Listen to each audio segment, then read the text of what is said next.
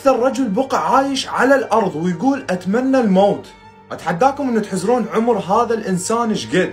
طبعا بغض النظر عن نبي الله ادم ونبي الله نوح عليهم السلام اللي وصلت اعمارهم ما يقارب ال1000 سنة او اقل بقليل حسب الروايات، بس احنا كبشر عاديين شقد اكثر عمر بقى بيه الانسان عايش. هذا الرجل من دولة الهند وعمره حاليا ما يقارب ال179 عام، والمصيبة انه هذا الرجل عنده ادلات واثباتات تثبت انه هذا عمره الحقيقي.